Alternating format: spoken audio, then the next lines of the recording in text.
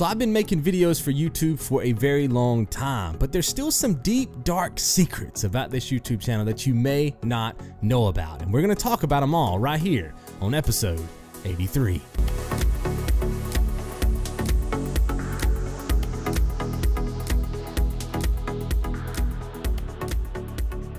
So a lot of you guys know that I started this channel with a good friend of mine, BA.83, and he had to leave the channel because, you know, he had to pursue college and things of that nature. Didn't really have the time for it anymore.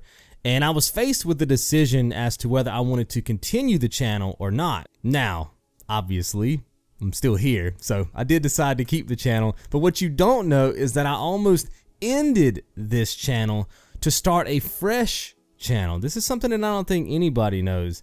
I actually contemplated it for about a week and I remember this vividly. I remember the night that I almost did it. I remember talking to my brother about it and I was like, man, you think I should just end it? Because I don't want people to think, you know, that the channel's full of all this kind of drama or whatever. And he said, I don't know, man, something to think about. He says, but if I were you, I wouldn't end it because you've got a lot of videos up on the channel.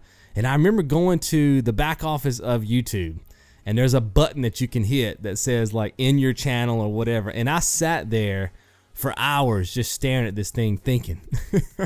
And I remember falling asleep and the next morning waking up, it was still on that screen. And then I was like, you're such an idiot, Xonevant. You're not going to end this channel. You know what I mean? And if you guys remember, I made a video that says, you know, exactly what was going on with BA.83 and decided to keep the channel. But I almost ended this sucker legit and made a fresh new channel. Now the next thing you may not know about this channel is that I have purchased 5 Xbox 360 consoles since the launch of this YouTube channel.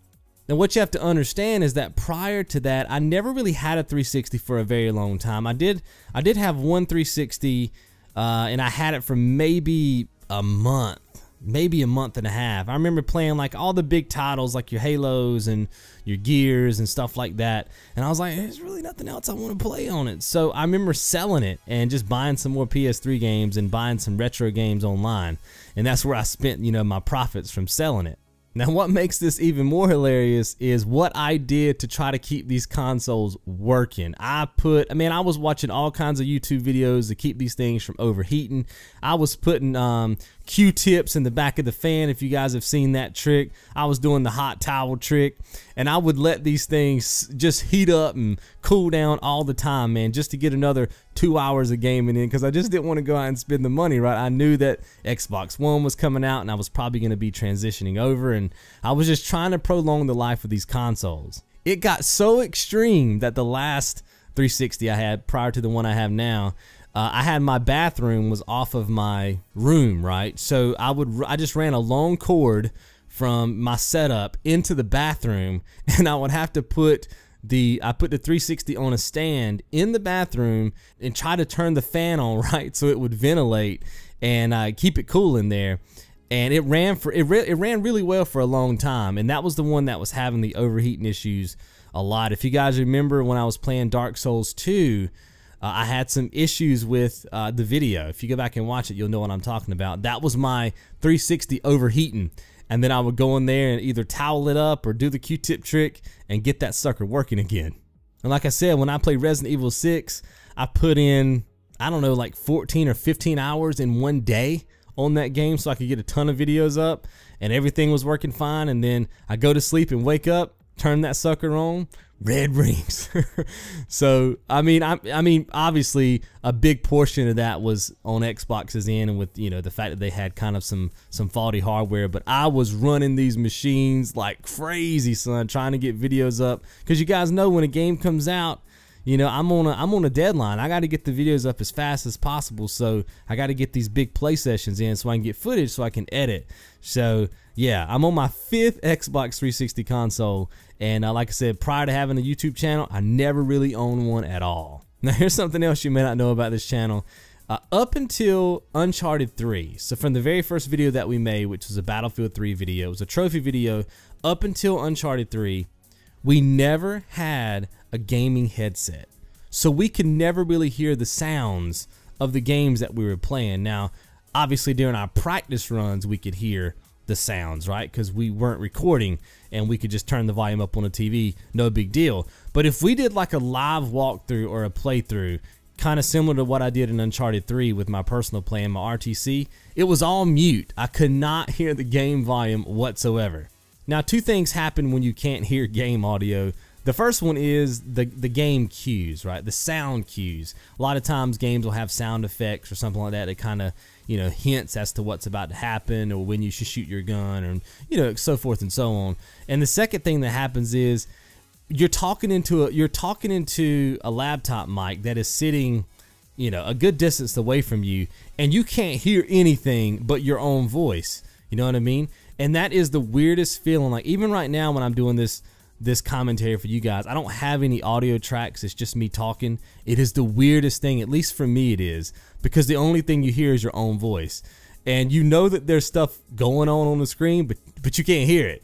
And so, like I said, for all those videos, and I don't know how many videos that was on the channel, we had no game audio whatsoever.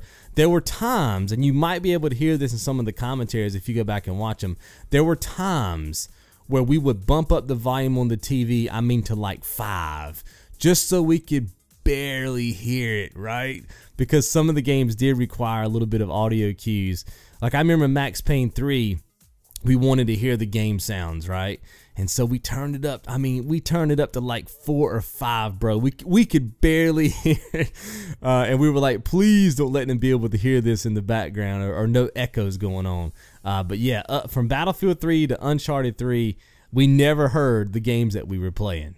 And now we get to what I feel like is the craziest secret of this channel, and that is my Dark Souls Road to Completion guide. So I shared this story with Gaming Arcadia HD, Dormouse 03, and L1 Gaming when we did our podcast a couple weeks ago. We kind of talked about this afterwards, and I was like, this might be something cool to share with everybody. Obviously, when I do Road to Completion guides, I practice, you know, and when I did that RTC guide, I had platinum Dark Souls 3 times, right? 3 times. And, you know, my 4th platinum was the one that you guys got to see, you know, during that recording.